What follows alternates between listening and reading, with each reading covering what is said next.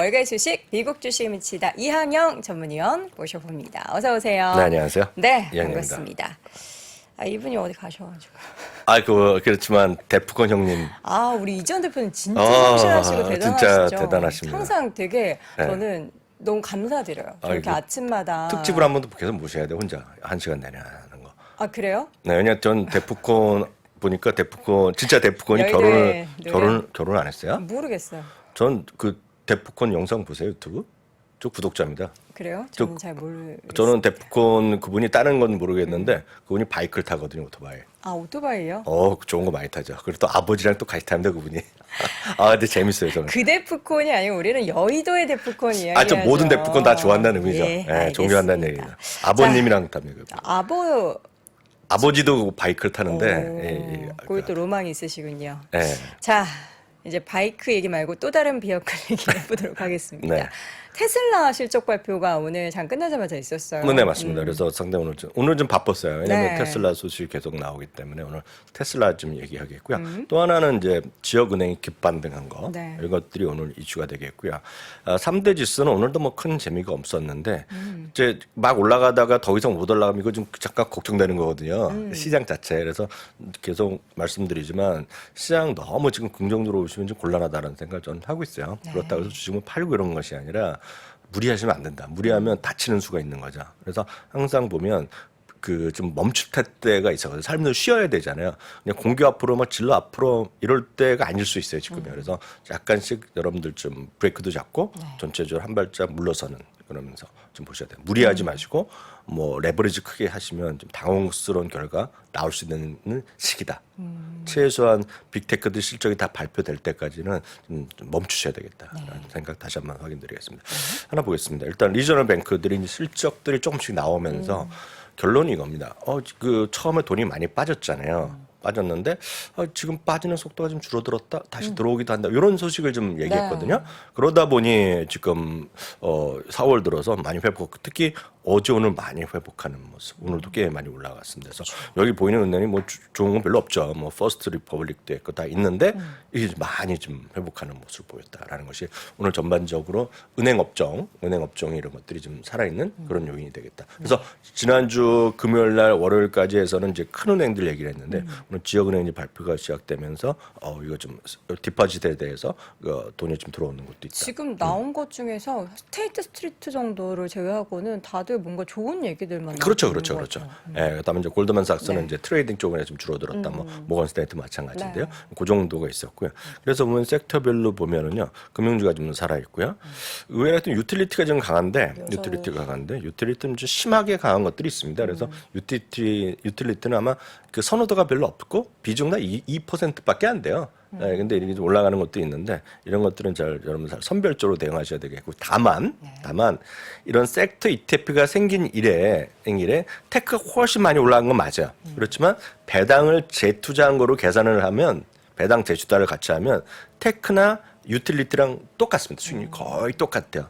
25년, 30년 거의 똑같은데 다만 재미가 없다는 거죠. 그러니까 많은 사람들이 배당 받고 재투자하는 것보다는 그냥 팍팍 올라가는 거로 하잖아요. 떨어지더라도. 그래서 그런 것들을 좀 보시면서 성향에 맞게 그래서 좀 젊으신 분은 별로 관심이 없으시만 좀 연세가 있거나 그러면 나이가 들도록 좀 이런 것도 좀 보시는 게 맞다라는 생각을 다시 말씀드립니다. 네. 왜 웃으시죠? 나이가 들수록 봐야 된다라고 하니까요. 그건 맞고 저의 스스로만 보더라도 마찬가지예요. 예전에 이런 게 하나도 안 보였는데 조금씩 보이더라고요. 은퇴를 할까 뭐 고민하다 보니까 이게 조금씩 보이는 거예요. 안정적으로 투자할 수 있는. 네, 그래서 전 사실 작년 봄까지는 제 인생에서 배당주 투자하는 게 별로 없었어요.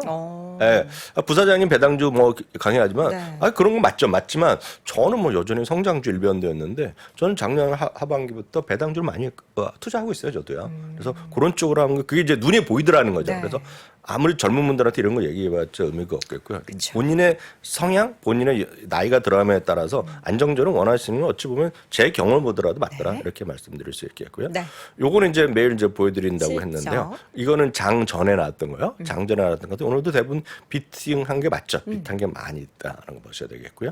트래블러스만 매출이 약간 부족했지만 대부분 비트했다. 라고 보셔야 되겠습니다. 그래서 간단하게 넘어갈 수 있겠고요. 이제 테슬라. 테슬라는 시간에서 계속 변동이 있는데 지금도 4% 정도, 4.2, 4.3 뭐 그 정도 같아요. 3.97입니다. 지금 그 정도 같아요. 그래서 지금 오는 부분 시간에서 주가 좀 떨어졌다라고 보셔야 되겠고요. 네. 그 내용 간단히 살펴보겠습니다. 주당 이익은 0.85에서 0.86 예상되기 때문에 비트? 일부에서는 부합이라고 얘기하고 일부에서 약간 미스했다라고 평가가 약간 다릅니다.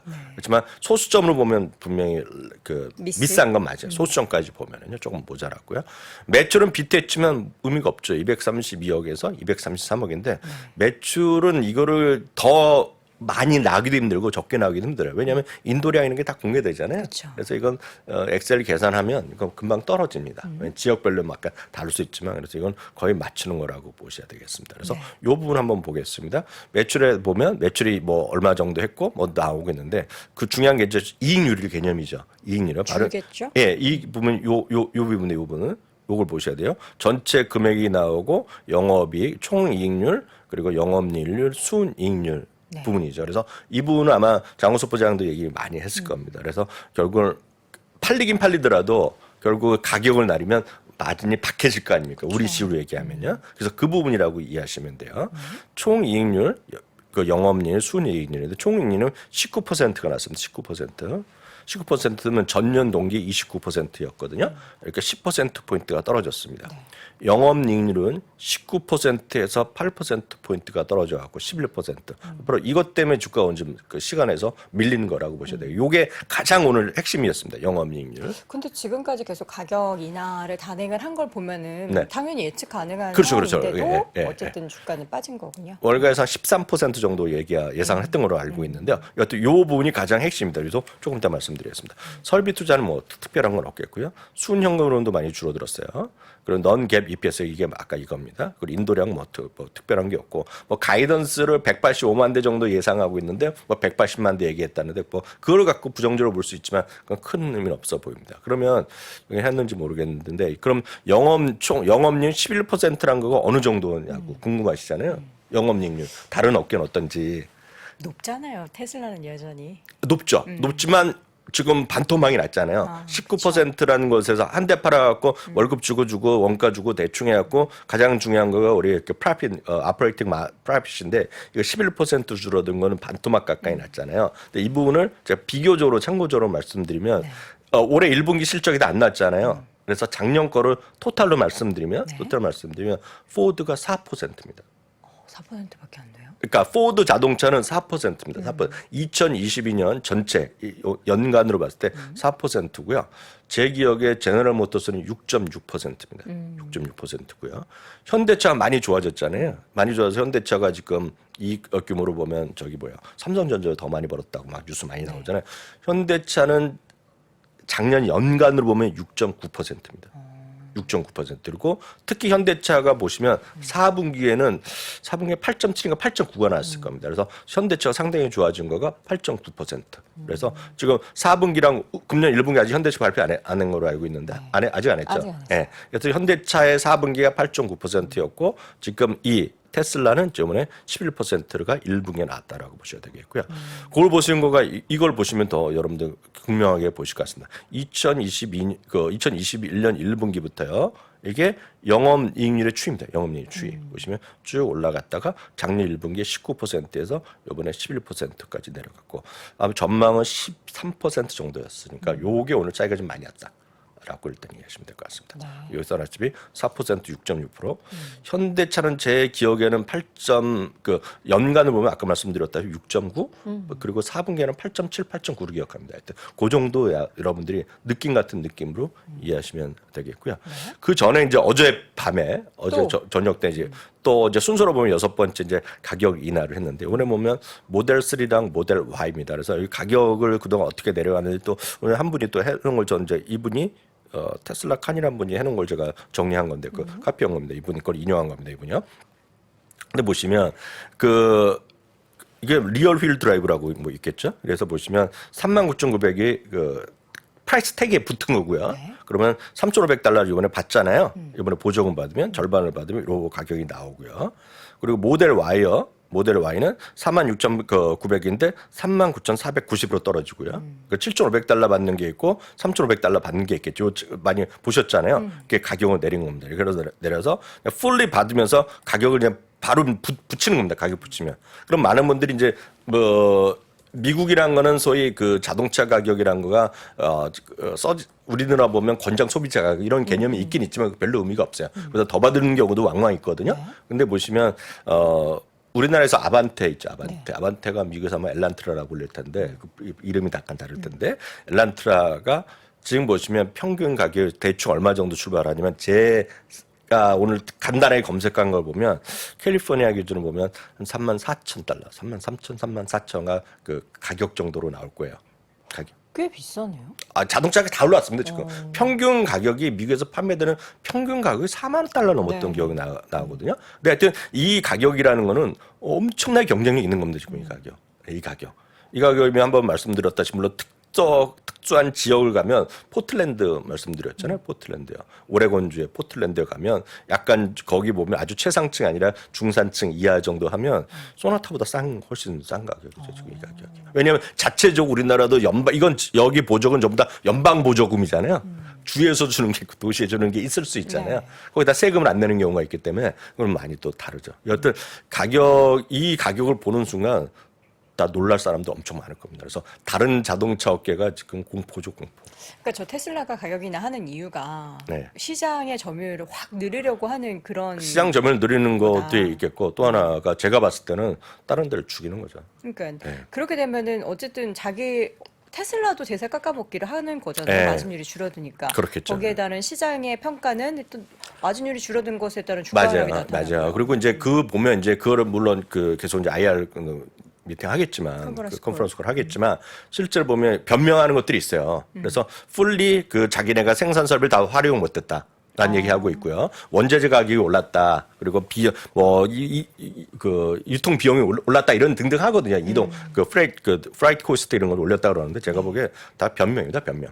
그거는 이번 1분기만 그런 게 아니라 계속 그래왔다는 거거든요. 그래서 가장 큰 건 가격을 내렸기 때문에 마진이 떨어진 건 팩트다라고 보셔야 될 것 같아요. 다만 그거에 대한 효과는 분명히 계산했겠죠. 가격을 내리고 더 많이 팔면 딴 사람은 경쟁력을 죽이면 그들이 뭐 어렵게 하고 자기가 산다 이런 거는 이거는 그 대학교에서 어느 대학이나 어디에서 경영학 과목을 마케팅 들어보신 분들은 우리나라에서 게임 다 합니다. 이거 게임 이름. 게임을 다 하거든요. 게임을 하는 거가 뭐 광고비하고 가격 내린 거 하는데 아마 해보신 분 많으실 거예요. 대학교 다니면서. 딱 그런 거로 이해하시면 될 것 같아요. 이건 뭐 죽살기 싸움을 가는 거죠. 근데 여기에 이 가격을 이 프라이스 태그를 보면 가격을 이기기 이거는 쉽지 않을 겁니다. 그래서 큰 것들 있죠. 이제 현대차 같이 정말 커갖고 정말 제네시스나 그런 내연기관차로 엄청 갖다 팔면 그걸 갖고 이걸로 승부할 수 있잖아요. 그렇지만 그 정도 규모가 현대차나 진짜 큰 규모가 아닌데 일반 웬만한 정도의 자동차를 팔아갖고는 좀 테슬라를 맞상대하기가 쉽지 않죠.